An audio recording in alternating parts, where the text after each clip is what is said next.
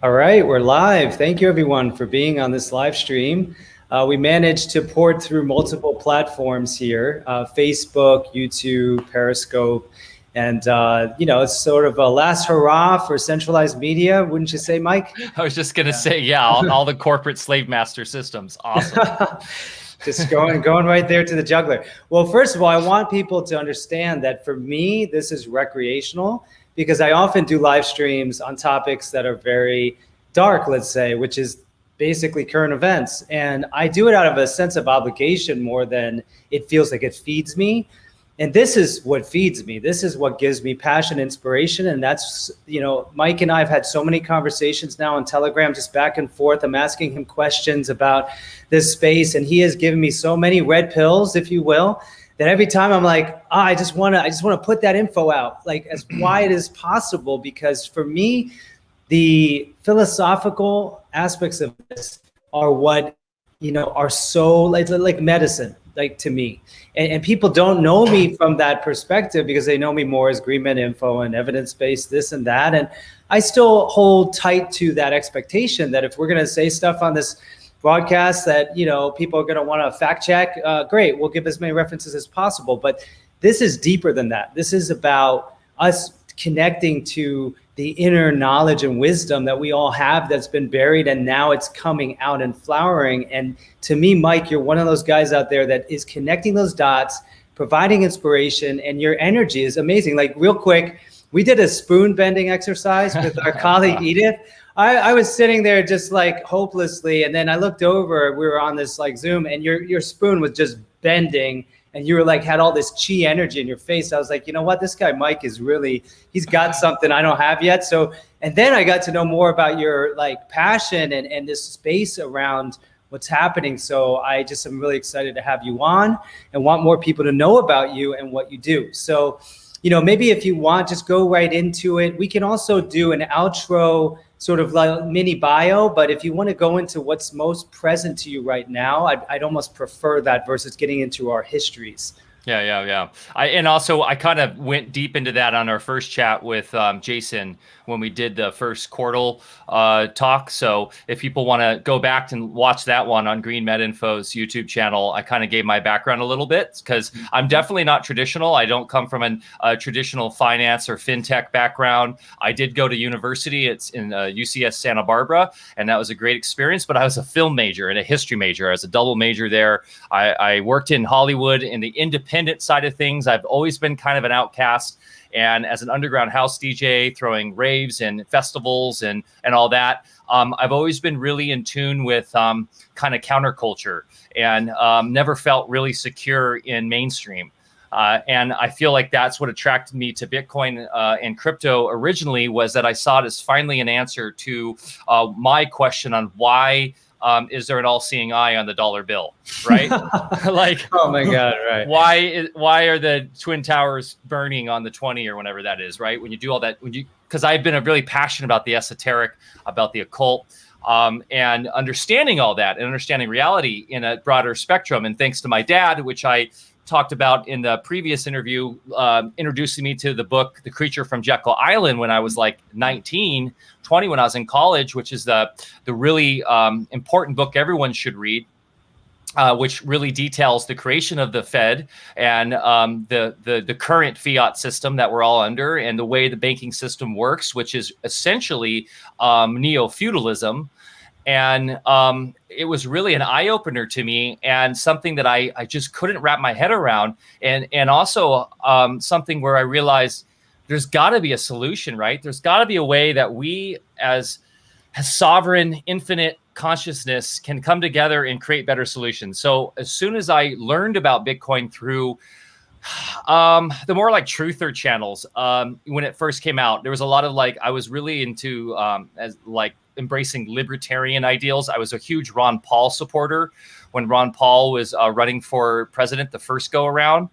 And that was right around when Bitcoin first came onto the scene, a little bit after that. And there was those types of circles were talking about it. And it was really something that was eye-opening for me, but I didn't get the technology. I was at that time working in independent television and media, and I hadn't really gotten so deep into tech yet. That came a little bit later when I started doing web development and really learning technology better.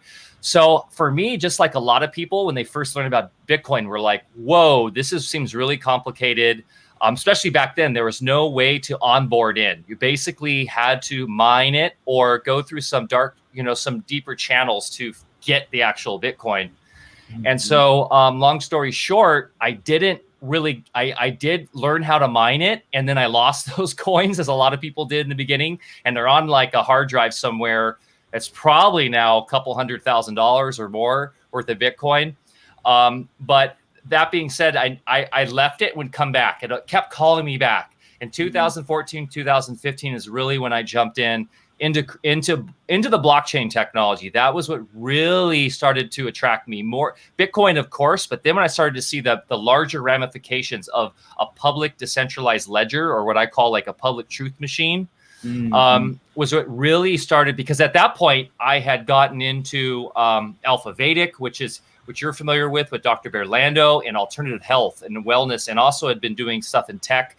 I'd actually tried to do a reality TV show about hackathons, and so I was in Silicon Valley shooting and kind of embedded in that entire culture, and saw just how gross it was, and it reminded me in some ways of Hollywood, except, I mean, the empowering thing about technology, that the tech industry, was that you could come up from anywhere if you had the great idea and you had the ability to get the funding and you were disruptive. Where Hollywood, it really is an old, like the casting couch thing is real, right? So that was really cool to me. But then I saw just how it had a lot of the same elements of control and centralization and manipulation and co-opting great ideas into nefarious things. So to me, I saw a lot of pitfalls with Silicon Valley, which we now see, which is, more obvious than ever now with the Great Reset. So it kind of grew from there. And then I was fortunate enough to work on a privacy coin. So I got to start working with an inner development team on a crypto that was kind of like the old school mentality. It wasn't an ICO. It wasn't corporately owned. It was very much like a Bitcoin in the sense that it was just people volunteering their time. And I got to get a lot of the inside baseball on the cryptocurrencies kind of inside scene with the developers, and how corrupt it is. And how there's a lot of these elements of the cypherpunk movement that got corrupted by greed and a lot of scams. So my eyes are really open to that, and how many coins out there are inherently corrupt.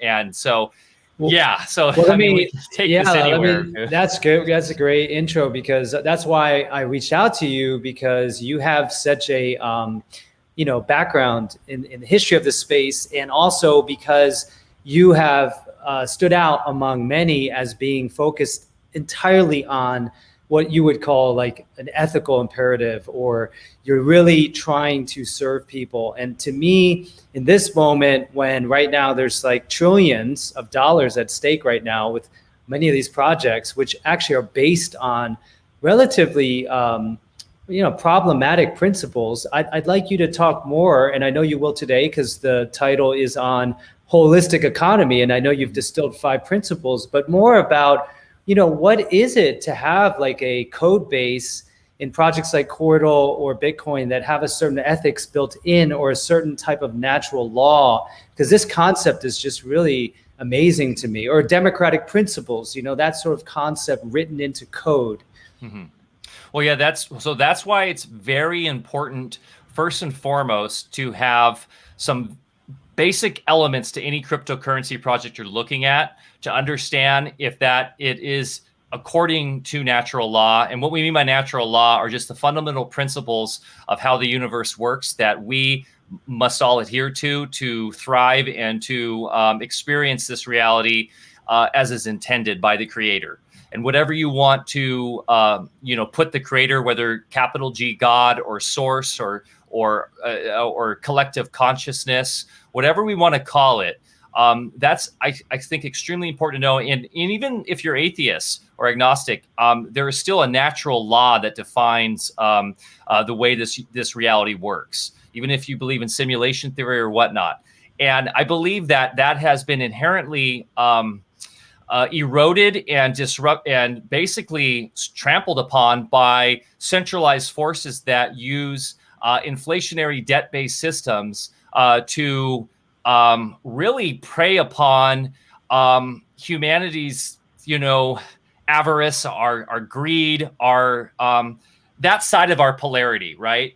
And we're seeing it more than ever in current society because we've become addicted to debt. We've become addicted to this debt system that we're all enslaved under right now.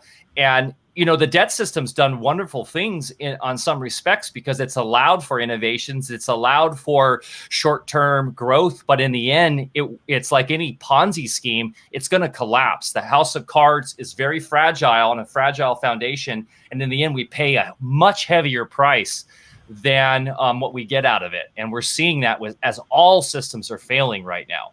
And that's why we have everything that's going on right now. And so that's why when you drive around your average community in the West, especially, what do you see? You see buildings without any inherent beauty to them.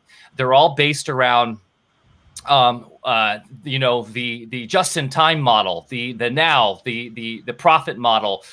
There's no long-term time preference with this model. Everything's now. And the generations to come, well, you'll have to figure it out. And of course, we're now those generations to come, and now we're screwed right now.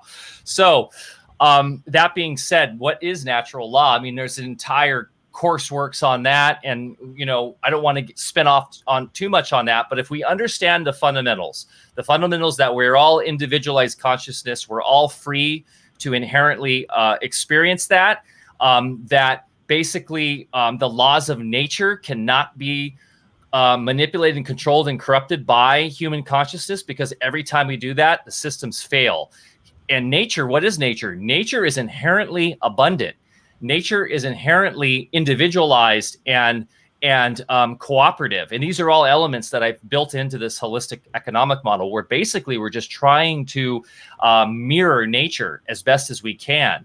And taking principles from stuff like permaculture and regenerative agriculture and regenerative and bioterrain medicine, and understanding the terrain of our economy and our society in a way that we can work and collaborate and cooperate in many ways that like indigenous cultures have shown in the past, which are much more self-sustaining, right? We've seen with indigenous cultures that they've been able to last for thousands of years because they understand inherently the laws of nature and universal law. So if we can understand that, if we can cooperate with nature, with ourselves, and understand these laws and put them into an open source code base that is inherently immutable, but also has consensus amongst the entire network, or the community that comes to a consensus that we agree this is the inherent truth that we understand. We can all see it. There's nothing hidden behind any closed doors. There's nothing manipulated. And then thus we can use that as sort of a constitution or a means to have that collaboration move forward in the same way we would have like a charter, or we would have an original governance from like the Magna Carta or the U.S. Constitution, but in a way that even then is more based upon sovereignty and based upon individual rule of our own selves based on natural law, in a ways like tied to anarchy, right? We can have that in a code base that then essentially allows for that to be the immutable truth that we all then work off of, and that will relate to how our money works, how our civics works, how we relate in commerce, how we relate in our cultural interactions. And that to me is so amazingly empowering, because it cuts out the middleman. It cuts out what historically has been our downfall, which is the corruption, the bloat, and those who get their little sticky hands in and manipulate the systems for their own benefit. Yeah, for those listening, I know you've heard some of the other live streams, but just to get some simple, perspective here, we talk about natural law, and when I was first introduced to the Project Cordal, which you're a co-founder of, what I found so interesting was that what defined it as different from, say, Bitcoin or Ethereum or any of the similar projects is that you have created a participatory structure where you have influence along the axis of time, meaning that the length of your participation is what determines how much influence you have, and actually even how much of the coin is produced, which has value in that ecosystem. Yeah. And so that to me was like revolutionary, because if you have all this power, you can either buy influence, you can have more miners, or you can have more coin in the proof of stake model. And this just completely leveled the playing field again. And that's what I was thinking is like, wow, you've designed in the very code base just such a beautiful reflection of how I'm imagining indigenous societies interacted cooperatively, where they shared, and there was just this sense of justice, not, again, centralization, where a middleman accumulates infinitely more power just by that fact. And what do the indigenous cultures also have, Sayer, that we are severely lacking in our modernity? They had an appreciation for how time leads to wisdom and respect for elders. And that is definitely something that is built into the Cordal blockchain consensus based on time, is that those who have put more time, who are on higher levels, are deemed the elders because they've proven themselves over a number of years. But also, we know that can lead to issues of centralization, as you could have corrupt elders who don't want to innovate and who don't want to maybe get with the times. But maybe also those times are also corrupted, and so they have a point, right? So we have to factor all this in. So the beauty of Cordal is that, and dude, I am still seeing the light with this, okay? And we're still figuring it out too, right? We're not infallible. So, but the beauty is that everybody it eventually becomes an elder.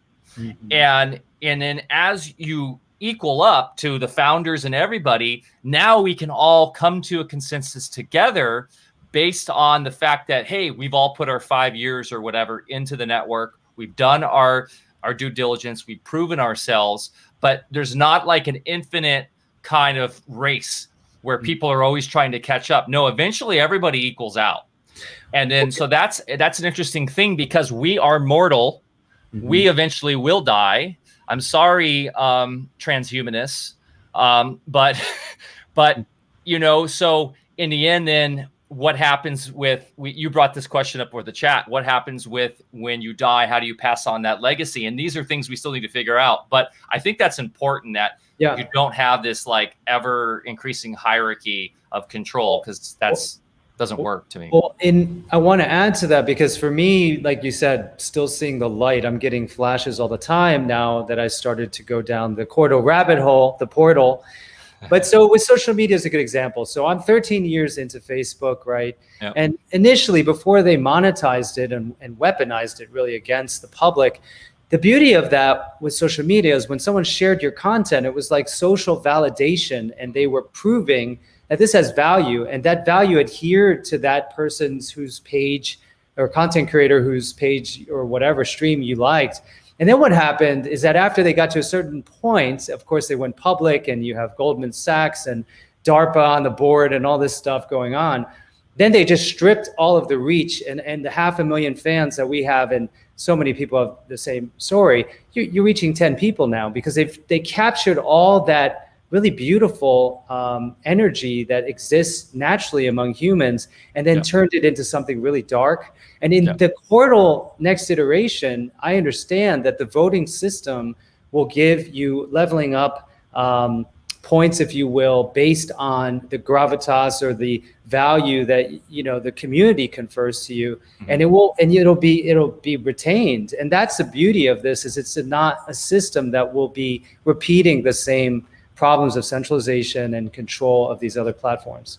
I think so. I think social media is getting a really bad rap right now because of the centralization and the algorithms which are preying upon that endorphin rush of likes, right? We know that is not a problem. So the endorphin issue, right? That is a human societal issue we have right now that I think is related to our debt-based system and our lack of grander connection to that's the work that we have to do as individuals. If we're living in a truly holistic economy, in a holistic a culture that where we're healthier and we're more in tune with the planet and with each other, we're not going to be in such debt to need those likes, if that makes sense. Mm-hmm. And so I think social media, I was on Friendster when it came out. Mm-hmm. And then I was huge on MySpace because I'm a DJ and I loved MySpace. I thought MySpace was awesome because you could go in and customize your page.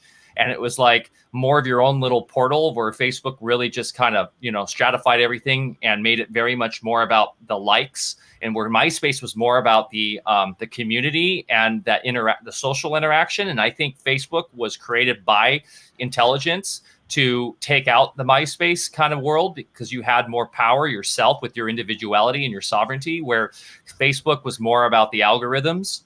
Mm-hmm. But for me, it's all about the centralization is the problem. You're right on. And if we can have social media that is decentralized and that is more geared towards a holistic environment where it's connecting all the different aspects of humanity in a way where it allows for that, that social need we have as social animals as tribal, connected consciousness, then I think that's empowering. And I'm a huge fan of social media for that. I think it's an amazing innovation, and it's something that we need to really improve upon. And I think if we decentralize it and we work on it in certain ways so that it is more in tune with nature, I think the sky's the limit with what we can do with it, because I think it's the early caveman wheel to the spaceship, if in terms of consciousness. So I think it is the early kind of more materialistic, denser version of where we will become as psychic collective consciousness again, like we used to be. So I think the internet all of that is super important for us to make sure that we keep it decentralized, because I truly believe that is where we're going. Yeah, that makes total sense, because, I think you mentioned in a recent interview that a lot of us were preparing for going back to the 1800s when this, situation dropped, over a year ago. And it's not like we can abdicate this just amazing technology of the internet while substrated upon a military, sort of infrastructure. We know now that the solution is Web 3.0. And of course, projects like Wordle, Bitcoin is overtaking, I think, the global reserve role in a way that is just mind-blowing to me, actually. And it's a good stepping stone. It's not the same as Wordle in terms of the participatory sharing nature of your economy. But do you want to go into some of those 5 different points? And I apologize, I need to close this screen while you go ahead here. You're glowing. God's light is upon you, my friend. I kind of have that too, but we just did a podcast on natural light, and I'm trying to embrace as much as I can. So basically, a great way to start that. And that is my talk on Reunion Summit. I'm wearing the Reunion Summit hat, by the way, and you're featured twice in it. You're on an amazing panel. It starts on Saturday with Catherine Austin Fitz and Dolores Cahill. And then you have your own individual talk in there. And so I did a live stage talk at the actual event in Joshua Tree specifically about this. And this is where I've kind of introduced this holistic economy model to the world. And I'm really just kind of sitting on the shoulders of a lot of much smarter people than I that have innovated. And I'm just kind of bringing in my experience from alternative health, from agriculture, from media. As I explained in my talk, in my interview, I'm kind of fortunate that I've had these life experiences from all these different realms. So I didn't just come up in economics, or I didn't just come up in agriculture. I've kind of done it all. I've been like this jack of all trades guy. So I feel like I have this kind of unique perspective. So you mentioned technology. Technology is inherently important for us because it's inherently deflationary. And what I mean by that, as an example, is look at your smartphone. What we can do with these is mind-boggling, right? But if we look back at when the smartphone first launched, or when the first cell phone launched, rather, back in, I think actually the first cell phone was really in the late 80s, where it was like these huge cases, or let's say, and then of course you had car phones, right? But how much were those?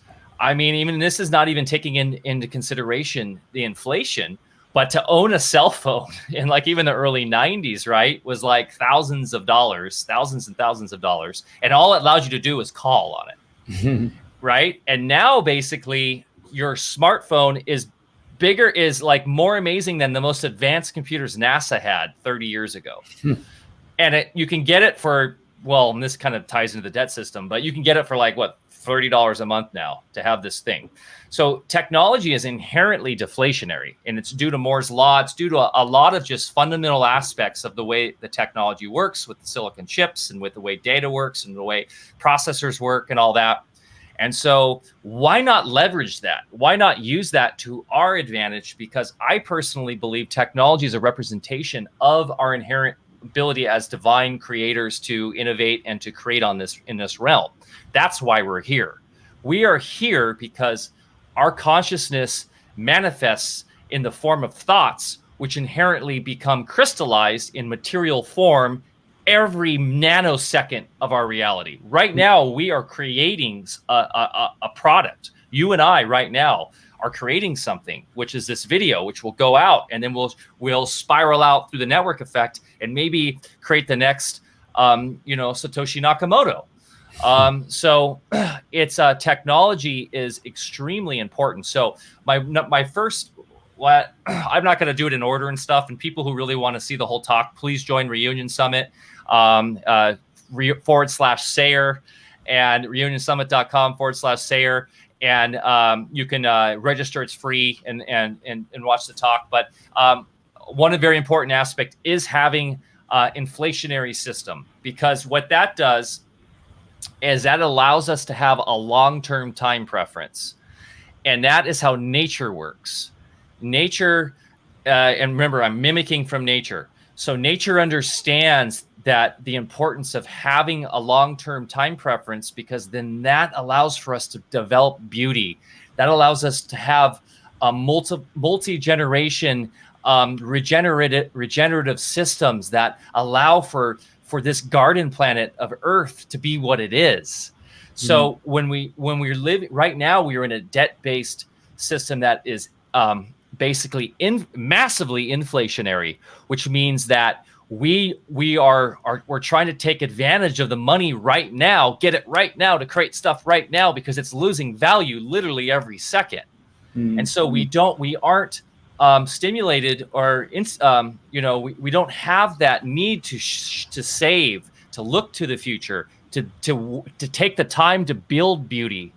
When we've had gold standards in the past, in the 1800s, when we really had a gold standard throughout much of Europe and the West, and even throughout the East, we had things of beauty that were developed. We had great philosophy. We had amazing innovations that were more holistically minded and to serve us in the future. And we go back through time, whenever we see that we had more deflationary sound money systems, we had amazing renaissance. We had amazing beauty, and we had the cathedrals. Like, say what you will about the evils of the Catholic Church, we had more of a deflationary gold-backed money system then.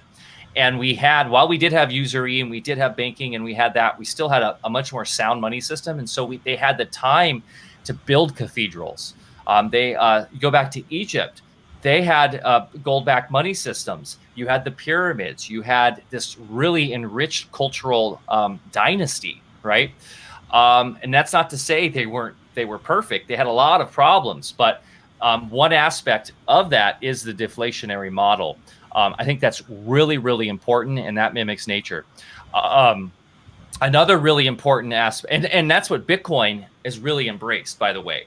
Bitcoin is extremely hard currency or hard money because it is set into that scarcity model where it's set at 21 million coin, and that's hard coded into the code base. If I could just add too, that those who are looking at Bitcoin skyrocketing price, it's sort of an illusion in a certain respect because the money supply increased 33%, the US money supply over the past 12 months, which is a hyperinflationary parabolic increase and debasement. So Bitcoin is just kind of like inversely showing that happening, just like stocks and real estate. But as you say, it is the hardest money, it's the scarcest, and it will probably continue to devour all other assets, in my opinion. But anyway, keep going because I love what you're saying. If you want to have, like, when I was actually trading, when I got pulled into the trading stuff, 2016 into 2017, I mean, who wasn't swept away by that ICO boom and everything? It was really exciting. And we're seeing it again right now. But, you know, typically what we did is we never looked at the Bitcoin to US dollar because anybody that was deep into crypto understood that you're really racing against the inflation. And so what we did is we looked at to other assets that were solid, that had some legacy. So we would compare it to, God forbid, Ethereum or to Litecoin, and we would see the Satoshi value. And that was almost a better gauge to see how Bitcoin was doing in the markets than comparing it to like the dollar or the euro or something, which is a centralized currency that is manipulated. That is, we know they hit the printing presses and whenever they deem fit. Yes, but that's a perfect point. Right now, you're looking at Bitcoin skyrocketing mainly because of they're trying to relieve the pressure valve by printing and doing all this funny money stuff. So I think it's important that we continue, and that's why I say I am coin agnostic as long as there's fundamentals in play. I think it's the future economy will have a couple different types of cryptocurrencies at play. I'm not a Bitcoin maximalist, obviously, because I'm, working on other projects. And I think that there's pitfalls to Bitcoin maximalism as well. However, I do recommend, if you are looking at the value of Bitcoin, try to look at it towards Satoshis compared to some of the bigger cryptos, because that might in the end be a better value metric than looking at it to something like the dollar. If I could just point out to your original point is, if you think about maybe a handful of decision makers at the Fed or whoever is behind the scenes, really in the shadows, controlling them, that means like one individual or just one group can determine the value of literally millions, if not billions of people's dollar denominated, assets. Meaning if you, for example, didn't increase your salary or your wages 33% over the past year, you lost the purchasing power of that money because you were basically taxed and or the value was stolen from your dollar that you saved. Or so the point. Yeah. Right. And why do you think we have the real estate boom we've had for so long? Because this is so inequitable. It's so just not fair, because so for people that are able to play the debt game, they have been smart and they've been buying up assets. They've been buying up hard assets like real estate. And what happens is your real estate values are going up because of the way the inflation works. And so you've got this like crazy mass capitalization of those who can, we call the 1%, which say, or you and I are in the 1% of the world. And so we are able to go in and buy up assets. And then we see the price of real estate going up, not because of the free markets that are deeming the value of supply and demand, but because the currency is being devalued. So it's really unfair to those who are stuck in the poorer classes and in third world countries and places. They are getting reamed by this. So there's actually really no price discovery organically happening any longer. It's being manipulated in such a way that at this point we don't really know even what dollar denominated value really is. I had a flippening internally when I started to understand what Bitcoin really is and is doing, almost like a vortex, just consuming all these other assets, is that I would now denominate things in how much Bitcoin it would cost, that I'd have to liquidate into fiat in order to, purchase something. It's a total, and Quartz, because the same thing is true. I have a little bit of Ethereum, and I'm looking forward to the day, which will be soon, where I'm just going to burn it in an act of defiance against what is fundamentally a toxic asset on some level. Because you and Jason have helped me understand that. And dude, we have So as you know, I'm working on other projects, and one of the projects we have is called Manifest X. And this is ideally our portal out of fiat and out of all the, excuse my French, shit coins, into a truly decentralized new crypto that is inherently deflation. It's fitting in all the holistic model. And it's built upon but real world experience. So in the way that Cordal's built upon the aspect of time, this is built upon the energetics of P2P experience and experience so the connection and the collaboration between others, which is at the core of the holistic model.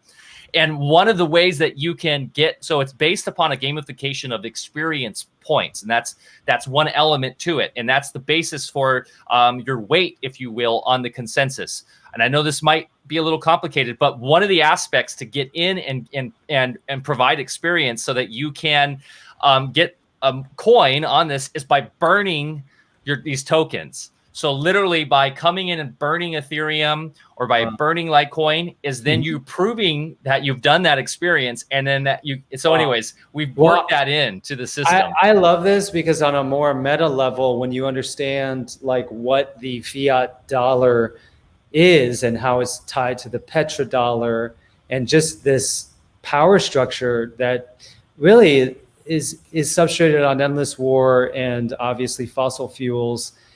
It's a toxicant-based model on a physical to spiritual level. And when you basically translate or you burn that fiat for something like Bitcoin or Cordal or Cardano, if you like that project, you're just creating the new system that is stateless, permissionless, trustless, and that's unstoppable. And there's something about this that when you start to understand that, it really does become like what Max Kaiser talks about, which is that the dollar is like literally an instrument of terrorism and Bitcoin is an instrument of world peace. And again, there's limitations to Bitcoin. You've helped me understand that. But, this is the larger promise, I think, of this topic. I say that the easiest form right now of being the easiest revolutionary act you can do right now is buy Bitcoin. It really is. I mean, and it does have its inherent pitfalls to it too. And Max, I'd love to debate one day, or at least have a nice conversation with, because he is a maximalist and I love him. I've been following Max since for 15 years. And before Bitcoin was around, because he would talk about the casino economy of the United States and the prison system and how the problematic it is. And I love that guy. However, there are problems with Bitcoin maximalism. And one of them I feel like is that because it's been so capitalized and so bought up by large institutions, you think BlackRock and these like huge funds haven't been buying Bitcoin? Are you kidding me? The centralized exchanges are a massive problem. It's Wall Street 2.0. And I worry that not only do we have large institutions that really own a lot of Bitcoin and can really move their weight around with it, but two, that you have a lot of criminals. And I know this has been a knock on the traditional by the traditional JP Morgans, who are the biggest criminals, but still you have potentially mega like gangsters that have billions and billions in Bitcoin now, of US dollars in Bitcoin. And so, and that gets to your definition of what is a criminal. But if these are murderers and gangsters that have this, is that really good?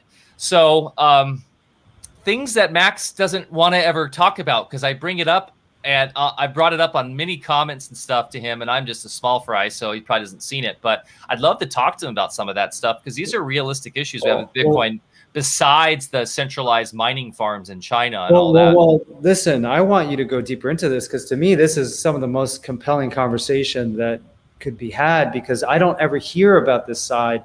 among those who are evangelical about Bitcoin, myself included at times, I want to know what you mean. Like, so you're saying that ultimately it can be weaponized or used for evil, like actually even more so, as some of the, the media reporting has been saying. So the counter to that is that it's public. You can go in and look at these addresses and see on the Explorer, right, where the funds are, and that's the beauty of blockchain. However, that doesn't mean it's still not a fundamental force in the new economy, and that if you have Bitcoin become the standard and you've got criminals who have the big hands in the pot, society can be fundamentally altered by them. And so that to me is a very important aspect that we must be talking about. We know that back in the day with why am I blanking on it? The centralized kind of underground exchange, Silk Road, and all that. We had serious gangsters and serious criminals that were getting heavy hands into Bitcoin and owning a lot of Bitcoin. And now with the value of it skyrocketing, these criminals are multi-billionaires that are literally murderers and have syndicates that do child sex trafficking and do nefarious schemes and use Bitcoin, and now probably run it through privacy coins and like Monero and do all sorts of obfuscation stuff. So this gets into like deeper, more kind of questions about humankind and what really is evil and what freedom is and how anarchy works. But I guess one thing that a lot of maximalists say is, well, there'll never be another Bitcoin because it was the first, and we can never have another organic startup like that where it's not controlled. And I just totally disagree, because look at Cordal. Can you give us more insight into that? Because to me, from what I've heard and what I've researched, I don't know of two projects. These are the only two projects like that in terms of the origin story. Is that correct? No, not necessarily. Like, I feel like there are other projects that were built from the ground up that have the ethical standards involved. I'm trying to think what would come off the top of my head right now. There are projects that are inherently decentralized, that even if they are a Bitcoin clone, they were done without a corporation behind it. They weren't pre-mined. They were done with a proof of work model similar that projects maybe like Digibyte or Monero, they are very inherently decentralized. They might have a foundation behind them, or they might have a leader behind them, but they don't have that corporatization, and they have a much better protocol behind them than proof of stake. Now, inherently pure coin, people could say, was one of those, but it had the proof of stake consensus, which requires a pre-mine, requires basically what the Fed does, which is printing their own money for them to do what they want to do with it. And their whole idea is the ends justify the means. So the idea is, we're going to pre-mine it and we're going to have it, but we're going to spread it out. Trust us. Sounds like communism. It's and crypto is supposed to be inherently trustless, but trust us, we have good intentions. So, but yeah, I know that's the problem, right? Like, what are the other projects? There are some, and I used to have a list, and I'll pull up that list, and I maybe drop it in the comments later. I guess it doesn't matter the specifics. It's just the idea that you can do this and should do this is the most powerful. And if Cordal is one of several projects that are, sort of like megaphoning this right now, I want people to hear that, because right now, as you can see, it is Wall Street 2.0, and you have the largest hedge funds and asset management funds in the world getting behind Bitcoin. And you just mentioned that, there are criminal elements behind it, like any other monetary system. So, including those hedge funds, which are the biggest criminals. Well, yeah, exactly.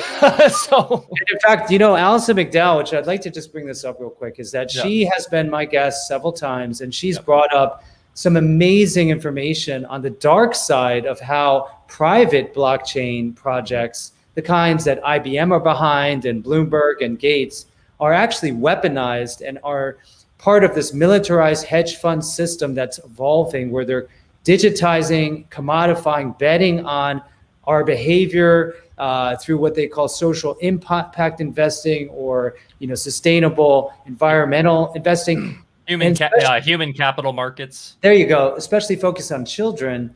And so she's rightfully brought up a real dark side, and yet I don't think that she and others who are behind this view understand that it's not just this monolithic thing, and that there's 89 or 90 separate blockchain projects within the crypto space.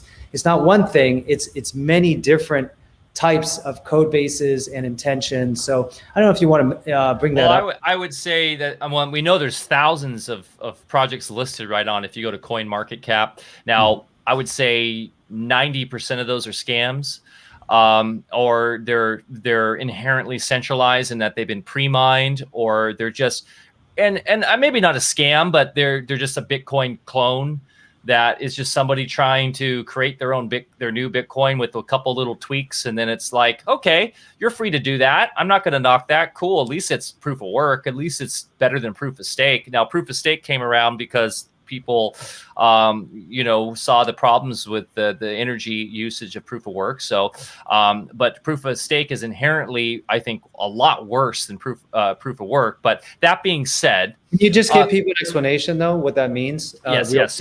So we've explained this on I think the other video, but so in order to have a public consensus machine of truth, or excuse me, a public ledger of truth, right, which is what inherently a public blockchain is, and why it's a powerful innovation, is you have to have consensus amongst everybody that is agreeing that this is the immutable truth, and that we all say, okay, this particular block of transactions is real. We all agree that this Joe Bob paid Christie, and then Christie sent this transaction to Harry, and blah, blah, blah. And it's all real. And so we lock it in and we agree that is the truth. And this could also be applied to voting, to anything, right? So consensus just means it's how a group of individuals all come to agreement that is the truth.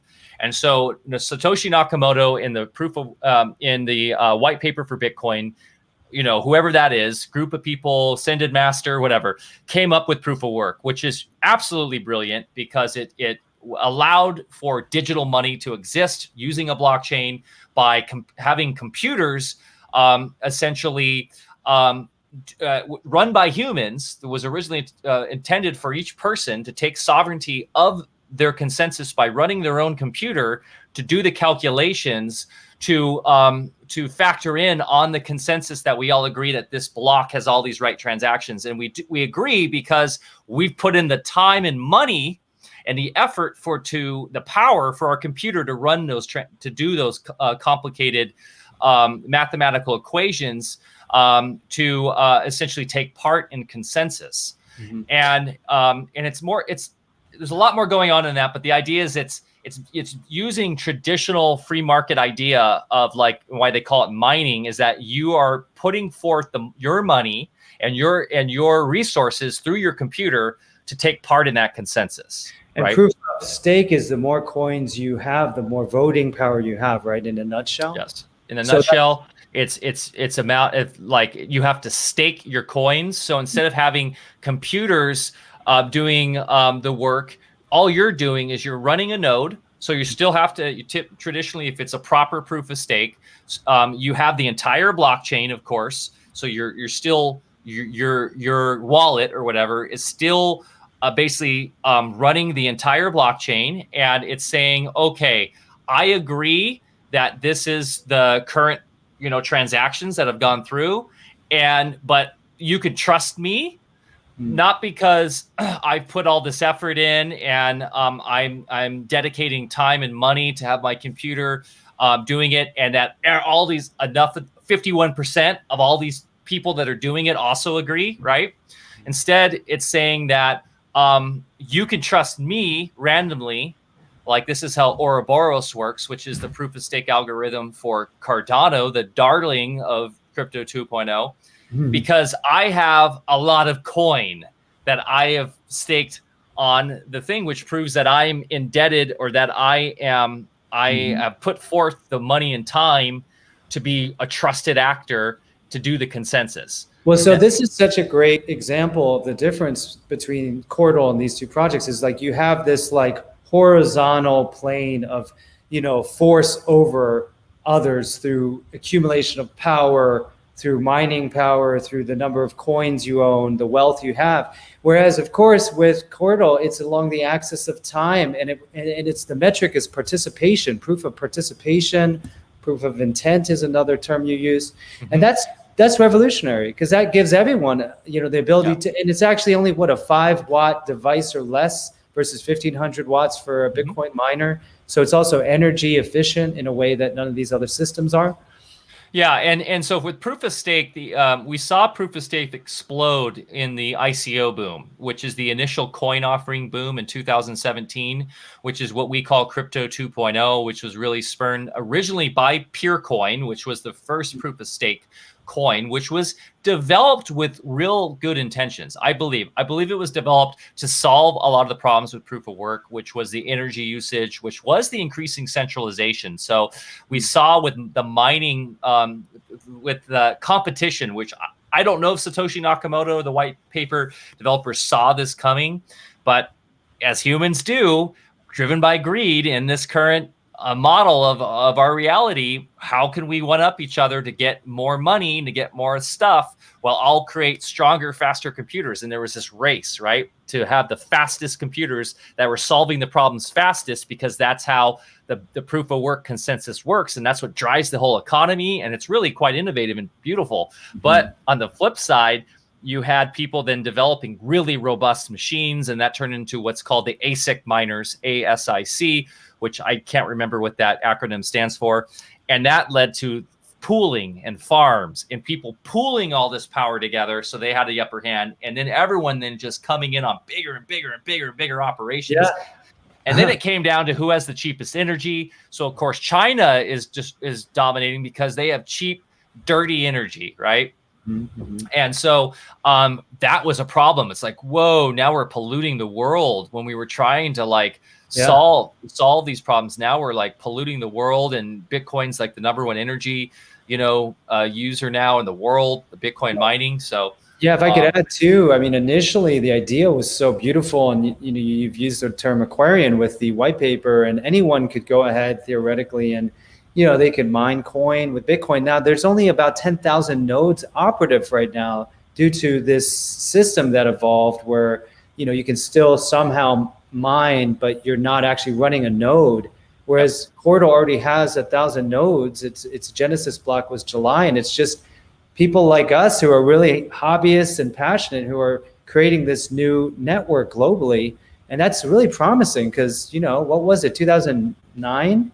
When the white paper was brought forth, and here we are, and those were hobbyists that started Bitcoin. We say Cordal's like your shot. If you miss Bitcoin, you have a shot to get into a new kind of Bitcoin thing where, I feel like any crypto that's telling you have to buy it to get into it, that's red flags for me.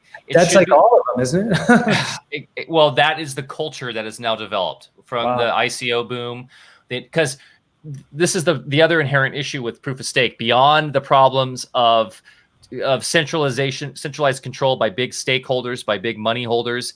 Well, inherently problematic with that is there's a what do you call it when a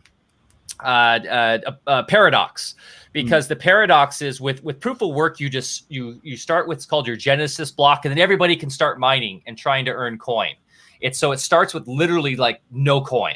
And then the first miner gets that first coin, and then the second miner, every block, it gives you a reward. And then that's what builds that natural economy. It's like if somebody first discovered the first nugget of gold, and then we're like, oh my gosh, this has value. And then everyone starts running to try to race and dig up gold, right? That's how a proof of work coin gets launched. It's very natural. Where a proof of stake coin, you have to essentially, because the consensus requires coin from the beginning to run it, you have to have coin magically appear. So what we call that is pre-mining it.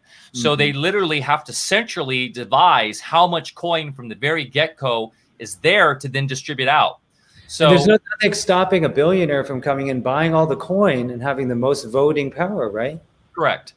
So there's, yeah. So you have Cardano, which is like this darling of Crypto 2.0, and they've tried to solve some of these issues by doing pools, and that's like really what their model is. It's not a like EOS is, and Steam and some of these other platforms are just more of a distributed model where they have delegates. It's a delegated model where you have literally it's like a republic where you have delegates that are voted based to make the decisions, and so those delegates are decided by how much coin they have, but they somehow think that's more decentralized. No, and it's not. So it's like this whole, it's so weird. They put in hundreds and hundreds of millions and hundreds of millions of dollars into these projects that are all built. It's like germ theory, right? It's like our modern medical system, who put in hundreds of billions of dollars into the cancer research, into AIDS, into all this stuff, but it's all built on a broken infrastructure foundation of germ theory to begin with. Same thing. Proof of stake is built on a broken consensus algo from the very beginning. Yeah. Well, and again, if it reproduces the conventional financial system, in any respect, then it's basically reproducing what's fundamentally, almost you could describe it as an evil system. When I think about the coordal system and this sort of like council of elders who've put in the time, and by the way, those who don't know, with coordal, you can go ahead and run a node with low power that simultaneously helps provide the sort of the new network or the mycelium of this new internet, as well as it will mint once you get sponsored by an original founder, because they set it up so that it would be a very slow growth process that couldn't be gamed. You had to know someone who's a human that would sponsor you. And by the way, the original developers in a way came in with a vow of poverty because there was no pre-mine. They weren't really getting paid other than Jason, who had a source of income where he just basically donated it to the project. That's a great origin story. I mean, from what I can tell, that means that anyone who's a founder actually had to put in time for the right reason, because they weren't trying to make money while all this money was being made around them in these other projects. So it's sort of really beautiful story. Yeah, exactly. And it's important to understand this notion of pre-mine, because most people don't get it. And that the whole ICO boom was built around the Ethereum model of tokenizing on the chain, and then allowing for anybody, and tokenization, I think, is powerful. I think if it's done right, it can be really cool, and it can build businesses for people and allow for people to have like a rewards structure built in that isn't being influenced by the markets. That's another knock I have on Bitcoin maximalism, because people say, well, why not just use Bitcoin for everything? Why do you need an alternative token? You just use Bitcoin. Well, because Bitcoin, one, it's being manipulated by other people. So if I'm a business owner, it's like, how is that different than a dollar in some respects, right? Like, why can't I? If it's empowering to be able to create your own money and then have your own little community agree on that value and go, hey, it's like bartering, right? It's like Ithaca dollar. Yeah, exactly. So I think that's really cool and anarchist and sovereign. And I think there's a lot of power to that, but also we got to be really careful with that, because there's inherent dangers to manipulation and control. Like, I've been recently made known of this Twism, I think it is, project that is allowing for people to tokenize their business, but it's inherently centralized. And it seems very like just Apple bucks. It might as well just be Apple or Microsoft behind it, or Facebook, when Facebook was trying to do their coin, right? Which I knew was a joke and would fail, because we already have, XRP, which is, that's all we need right now, is this major centralized corporate coin.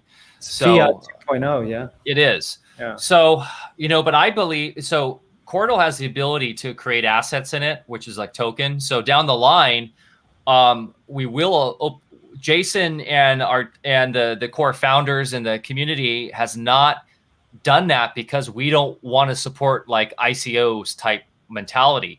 But once the community is there and the holistic economy is really developed, and we've got a really strong network, then we could open that up if the community votes on it and decides we want to do it for a specific reason.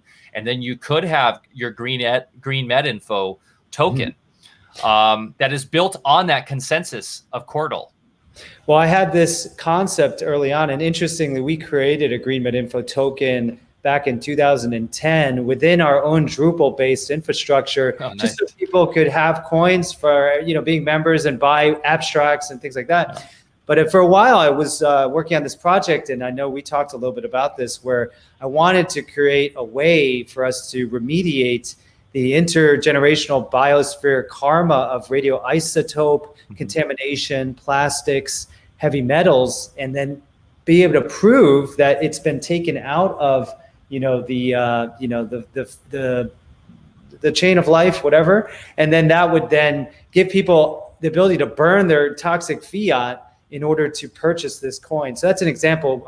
It could be a tokenized coin on the chain. Is Manifest X is another example? Is that right? Yeah. So Manifest X is exactly would allow you to have the infrastructure to do that, and that would allow for people to basically create that dream idea in the system and then tokenize it in that way. And it's built upon what we hope will be the most fair consensus algorithm that has aspects of Cordal with the time idea, but that is also integrating different ways to port in from fiat. And really burn your fiat in that way to destroy the old system. Well, and the irony too is that if we're not burning our fiat, the Fed's doing it for us, because we're going to go through an accelerating debasement that's going to destroy its value anyway. So we might as well get something of value with it while we can. Exactly.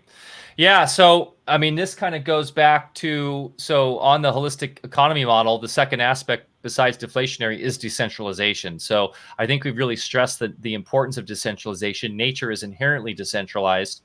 And really, I think, like what we talked about social media, decentralization fixes a lot of the corruption and the bloat and the problems with something like social media.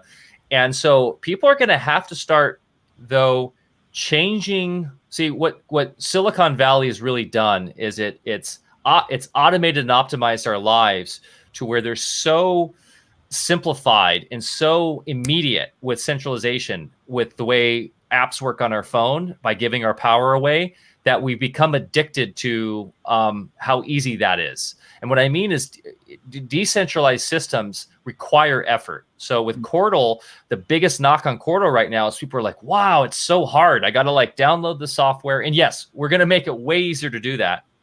But with decentralization, you have to take these steps because you are inherently in control of your key, of all this stuff on your system for security and for how that's why decentralization works. The reason why apps are so simple is because literally they're in control of all that information. You're giving your power away every time you sign up on an app that is a fintech app or that is an online wallet or is any of these fancy new scams that are coming out that are calling themselves crypto. Like I was just told about this Bees Social one that people in my town are jumping in and this is a very unfortunate aspect of Bitcoin exploding in popularity. Now people are like, wow, crypto's legit now. Like I got to get in on it, but I can't buy Bitcoin. It's 50,000 a coin or 60,000 a coin. It's too late for that. What else is there? And they won't take the time to understand something like Cordal right now because they're normies. No knock on normies, but they're still watching CBS and eating McDonald's and watching football and aren't in tune with themselves so much to understand that we need to take the time to be healthy, and that relates to technology too. And so they go, wow, I can just download this app and I can connect my bank account, and now I'm mining on my phone, which is and now I'm earning this. I can't pull it out for a year, but I'll have $1 million in a year. And meanwhile, they'll never see that. It's a total Ponzi scheme, and they'll get scammed. It's totally allopathic. I mean, pill just make it go away or make my life better. And so ultimately, I love this concept that with freedom comes responsibility, and that's built into this actual system that you have to put the work in. Work is love made visible, Kahlil Gibran, or even what Benjamin Franklin said about, was it freedom?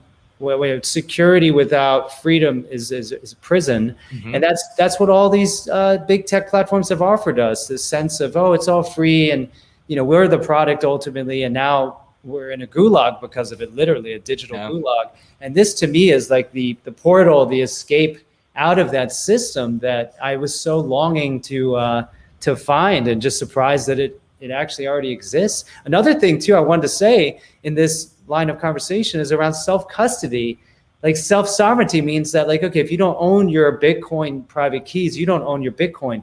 Mm-hmm. There's trillions of dollars now locked up in this space, and ultimately maybe 0.0001% actually even control their quote digital assets, whereas you created along with your co-founders, a trade portal that does cross-chain transfers where there's literally no middle person that's going to come in, surveil, collect data, or take your coin from you like these centralized exchanges are constantly doing because of hacks or because whatever, they just implode.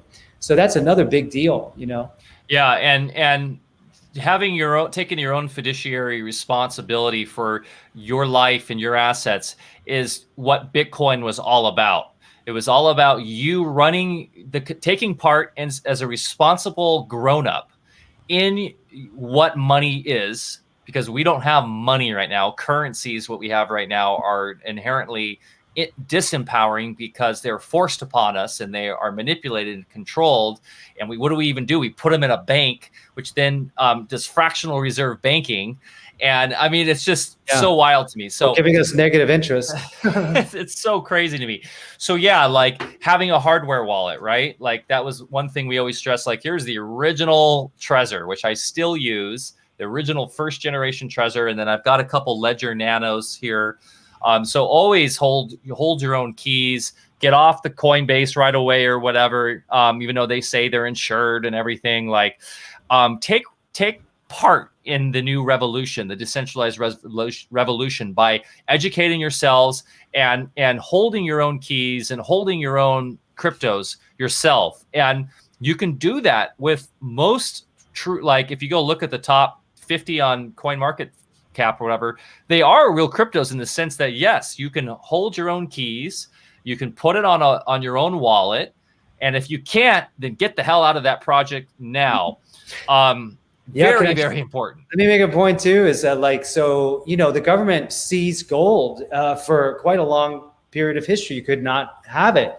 And so Coinbase literally could be seized because it's on the domain name server system. And that's one of the things that Court solves by getting around that. So there's so many choke points and vulnerabilities in the conventional system that have been basically the problems have been solved with projects like Court, but I think people need to understand that just even GreenMedInfo could be seized tomorrow because our health freedom movement is being classified as national security threat now. Mm-hmm. So let's get prepared for this, folks, and let's create an alternative platform together that is going to prevent this disaster from unfolding, because there's got to be an alternative for it not to unfold. So this is one of them.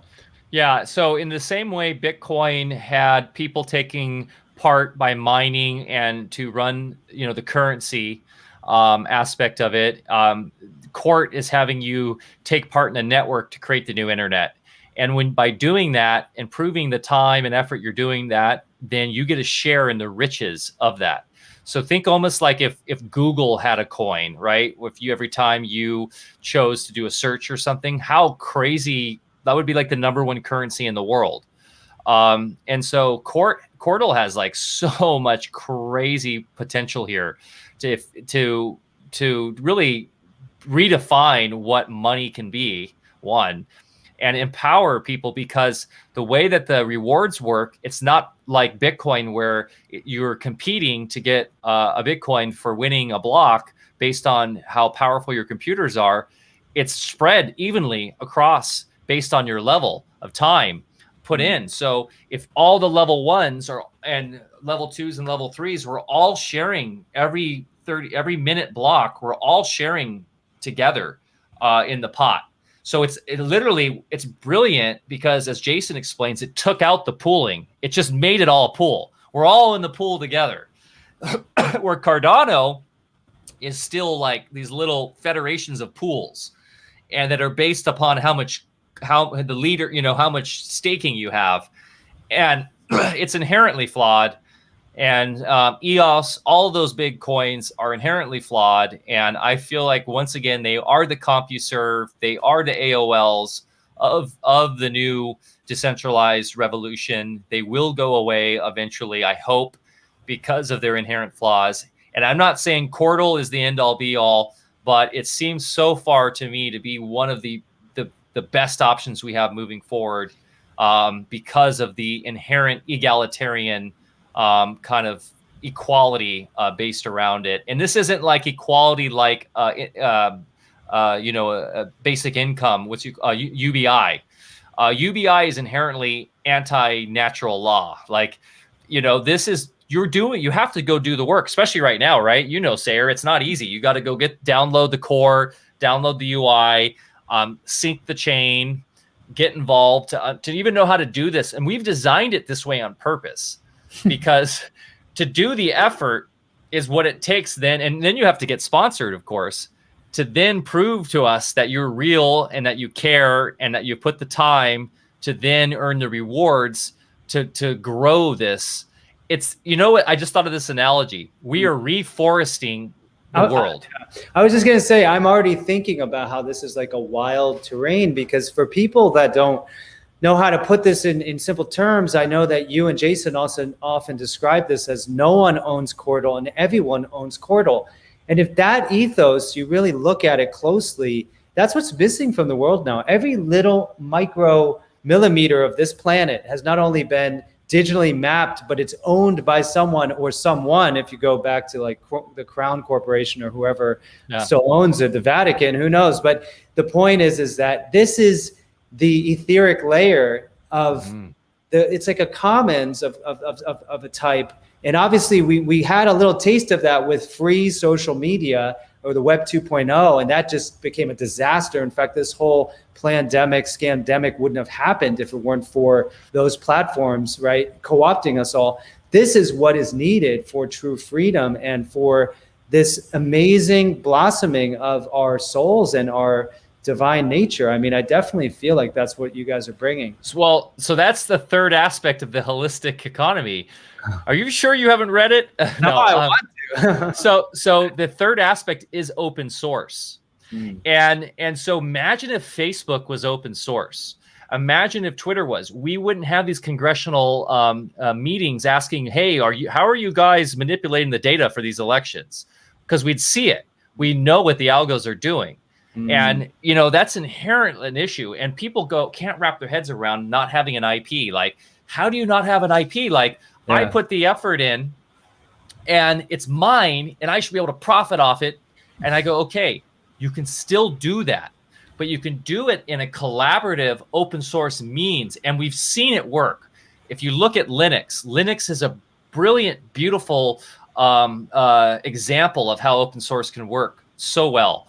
If you look at WordPress, right? WordPress.org is open. It's an open source protocol. It's the #1 web platform or website creation tool in the world. And there's plenty of people profiting off of WordPress. So open source everything to me is how nature works. Like, if you really want to look into, how Mother Nature grows a seed, you can take a microscope and you can look into it. She's not hiding anything.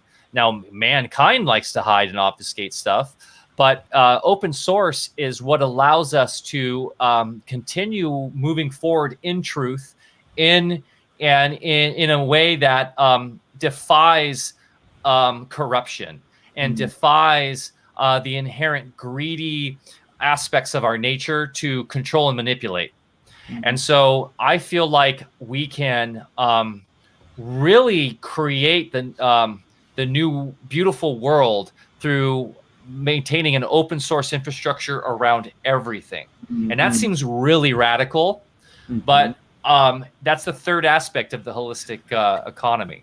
Well, this is so powerful because I started to get a better understanding of the real, and by the way, you say Facebook, that's a great example. Think about Microsoft, think about how they have backdoors and have had them for decades, with the NSA being able to come into your operating system. Now they put in the obsolescence so that you would basically have to have an antiviral thing and get these updates constantly.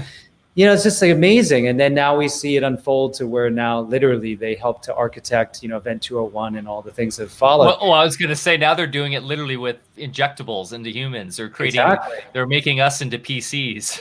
Exactly. mRNA is a software system, basically. That's the design concept.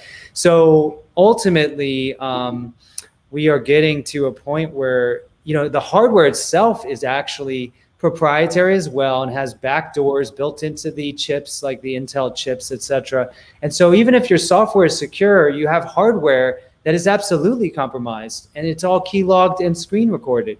So technically, when Jason started talking to me about the hardware he designed with these other developers, it's amazing. They're open source CPUs, where I'm like, wait, isn't that terrible? Hackers can get the code, or they know how to get into this. And the whole point is it's evolutionary, where yes, but then good people come by who are even better, and they patch it up, and the community creates an even more resilient system, versus one that Bill Gates or whoever can literally just change 1 billion computers with one little change of the code so that they can take all of your data or spy on you. I mean, it's amazing, this revolution of what open source really is.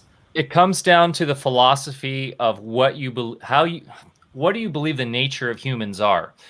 We've been fooled into believing that that we are inherently greedy, selfish, that this is what the Keynesians have preyed upon us with these fears of us, that we can't trust that we would save and we would work for the future because we inherently want it all now because we're greedy and we're selfish, right?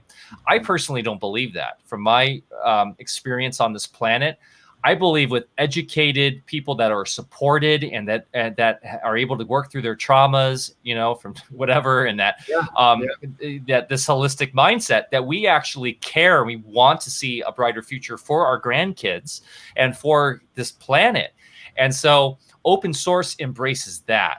It embraces the idea, like you said, that if you do have, inherently some code that is malicious, you have everybody looking at it, and you'll have people go, "Whoa, that's a malicious code in there. We got to get that out." So then we all agree that that's bad, and we fix it and we put it out. And so the opposite of that is when you've got closed source IP stuff, then you have no idea what you're putting on your phone or your computer, as we've seen just the tyrannical nature of that. So yeah, no, open source is inherently natural. It's way nature works. It's way our consciousness works. And it's where we're going to go. This goes back to the organic psychic nature of humans, that and whether you like Joe Rogan or not, and he irks me, but I've also been listening to his podcast forever. I don't really listen anymore, but one thing I always liked that he said, he said, I think, technology will inherently get us to where we're psychic, and that we'll all have to be forced to be honest with each other. and I love that idea, that, how freeing is that we can then let go of all the skeletons in our closet and just be free to be ourselves, and to live in abundance and truth and freedom. And that's what open source gets us. Wow. I really love that. I was thinking more too about synthetic biology and genetic modification, and all that ever was trying to create proprietary code embedded within life itself, and then obviously destroy biodiversity, which to me is more like the open source model. And actually in my book, Regenerate, I talk a lot about that, and how the discovery of microRNAs and horizontal information transfer proves that in real time, there's constant dialogue going on, and it's actually essential.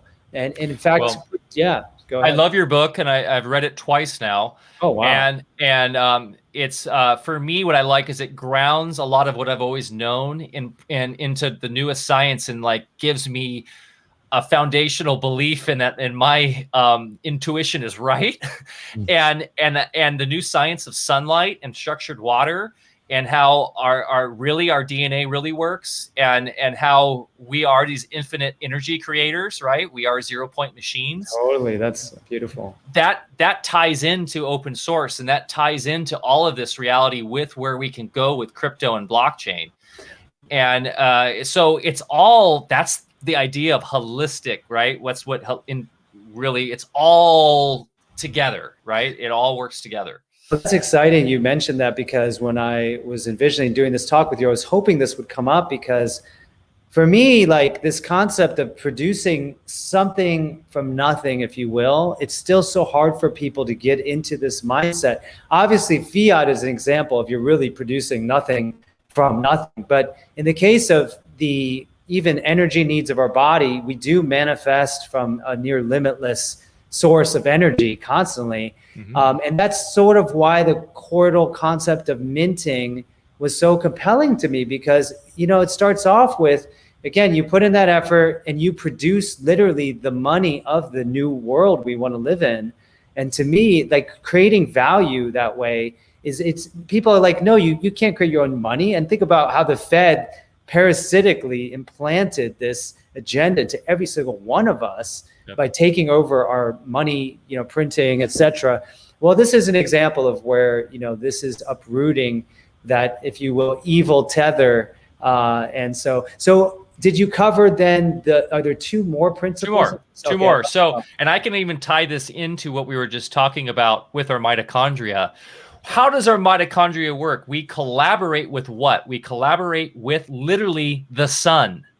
Like that is inherently how this works. We can't just come here. I mean, I guess maybe that we're talking about this with on our last podcast with Alpha Vedic about it was all about sunlight with Matt from Raw Optics, who I love. He's amazing. He's been on Paul Chek's podcast and stuff. Check him out. I actually brought your book up and stuff in the podcast, but we were talking about how sun inherently is the generation of energy, right? Even in us, and new biology is starting to show that maybe we can actually do what plants do, and we don't have to totally require plants with their chlorophyll process with the way mitochondria works. But he was even saying that he can explain how monks can go in dark caves and create their energy through their internal light of consciousness. And I was like, so tripping out on that. Wow. So what the driving thing for me behind what Manifest X will be is like, we are divine creators. And that is the true energy is our thoughts that create our reality, and that creates everything. And can we use that as the quantitative and qualitative basis behind money? And so, but going to the collaborative process right now, the sun, that was the fourth thing, was collaboration. Like that is so crucial, right? Is that the holistic economy has to be collaborative. In other words, and that ties into open source. So these all grow off each other. So can I just add something real quick that just you spun me out? But there's this amazing evidence that your whisper can produce ultrasound. And ultrasound can induce water cavitation, which can release energies that will produce temperatures that are equivalent to what's found on the surface of the sun, assuming it is, you know, this round thing. And so technically, to be able to produce that kind of energy in darkness without is potentially very possible with the new biophysics. So anyway, go ahead. Yeah, no, right? And literally, that's the word of God, right? Our breath, like. That is the generation of all, like the power, you know, comes right there. I mean, I know, and I love the pistol shrimp thing you talk about in that and stuff in the book. Like, so you know, these are really exciting times, because I feel like we are on the precipice of mass innovation and in the dawn of this golden era. But we gotta get this monkey off our back, which is the inflationary controllers, the you know, that have really been dominating humankind since the fall of Atlantis, if you will. And I think it's what led to the fall of Atlantis. But so collaboration is huge. I think we kind of understand what that means. That means us as communities coming together, working together, creating solutions. Someone mentioned the Venus Project. Is that you earlier today? Like that's someone mentioned that. Yeah. So that's a brilliant show of like how collaboration can work with design, and how we can like create beautiful models of future cities and ways that we can work in this holistic model so that we can really thrive together. So collaboration is so crucial. And then the last one is and this really brings us all back, is the fact that it's trustless, which means that it's all built to work. Like nature is trustless inherently. Like and to explain what that means is that it doesn't require, the seed doesn't require, if we just throw a seed out into the ground and it's in the system, it's not going to require that I come and water it if it's meant to happen. Like the natural system, if it's meant to generate and be a tree there, it's just going to happen. It's just design, in the inherent design of the process of nature, is not trusting that I come out and do that. Now, if I want to centralize it and have a farm and manipulate it and control it, then yes, then it does have to trust that I do it. But permaculture, something like a food forest or regenerative farming, has shown that we can work within the trustless nature and the beauty of nature to have regenerative systems just take care of themselves. And it's way easier and it's way more bountiful. And we're finding out through permaculture that these systems make a lot more sense. So trustless would be the fifth and final thing. I love that, because the abundance experience, which has been so deprived, so many of us have been deprived of it. That is the basis for, really an appreciation of God itself, herself, himself, just that the fact that we exist when you could very well, and it's far more likely, predict that we wouldn't have anything instead of, something versus nothing. And here we are right this moment. And we have this incredible opportunity to determine the way that things will unfold based on our choices and our effort. And I love that part of that so this project too, that it's just reminding people we have to take responsibility. We need to be adults here and start to really make good decisions together, and some really beautiful things will come of it. So any last thoughts, reflections on the topic? Well, I mean, I think you just nailed it there. It's time for us to grow up. It's time for us to finally come into our maturation as divine sovereign souls. And what that means is it's gonna take some work. It's not all, we've been kind of encapsulated in this very just in time, we can have everything at our fingertips, but we will sacrifice everything for that in the end. And if we want to change the world for the better, we're going to have to get a little bit of elbow grease involved. We're going to have to put some work in, because we are in a huge debt of time and what our previous generations have done. But let's be fearless about it. Let's be brave, and let's have fun with it. Like that collaboration part of it is really important. Let's help each other out. Let's find our tribe, our communities, and support each other through love and patience. You'll notice that if you do want to join the Cordal Network, we've got support on right now on Telegram and Discord, and it's a very loving environment. I've been involved with a lot of cryptos, and there's a certain culture around it that is very, in general, supportive, but also can be a little judgmental if you're not technologically savvy. And I feel like this is unique in that we embrace like your grandma who wants to come in. It's not easy, but we would literally have people will hold your hand and help you, because you're brave enough to to believe in this and join in on this, because it's not something you can just download an app on your phone and then sync to your bank account and buy, like on Coinbase, $100 worth of crypto there. Now you can buy it, as you know, Litecoin right now. And then once you have a node running, you can go into the P2P decentralized exchange and buy Court, and that helps with price discovery. It helps with the developers who own some Court who are selling it right now, and that's one of their only means of literally buying food right now. So that is one way you can get in. But what we say is, when we say join the network, join the community, it literally means put a little bit of the work in, download the core, download the UI, get in, and then you can jump into the Q chat, and you can be literally in a decentralized way, having communications that are fully encrypted and it's really empowering to get into Q chat, because you're like, wow, this is an encrypted chat that not even the CIA can come in and hack unless they go through the process and become a member. But then you can create your own private chats on there. We and because it's open source, and we want like the most ardent security specialists, please come in, stress test it, see if we have the problems with it, see if there are issues with it that we need to fix. Like, that's the power of open source. So everybody, come on in.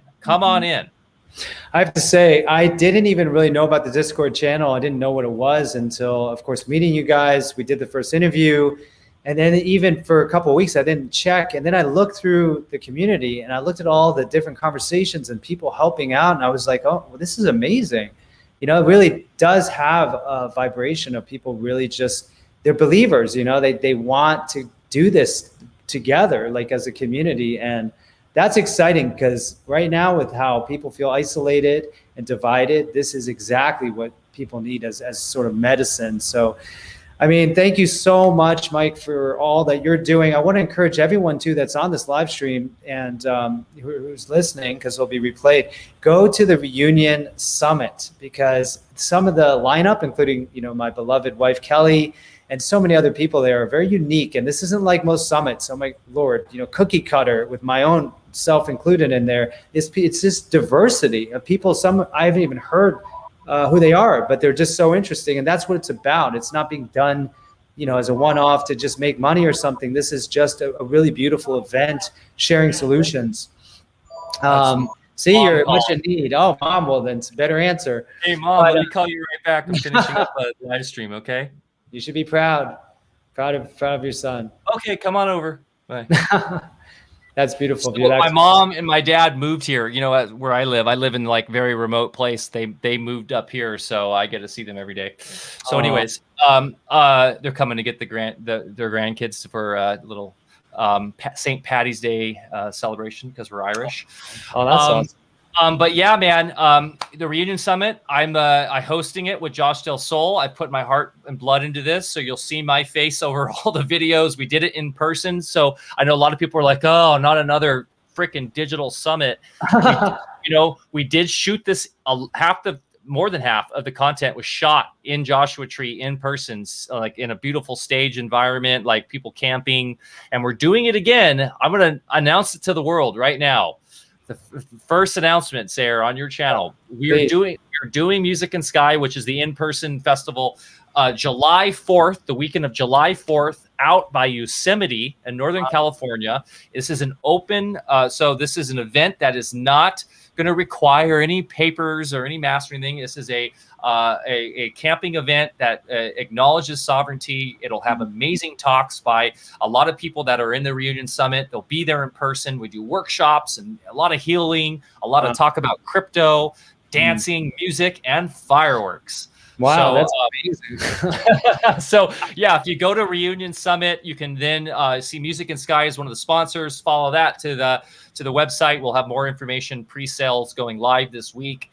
And that is an amazing event that I throw with my other partners there. And that's something that is really true to my heart because we come in person and we hug and we collaborate. And that's so, so important. Beautiful. Awesome. I want to thank everyone who participated. Feel free to share this with those who may be interested. And yeah, we'll see you at the Reunion Summit starting very soon. Starting this Saturday. Yeah. This Saturday. See you there. Yeah. All right. Okay. Thanks guys so much.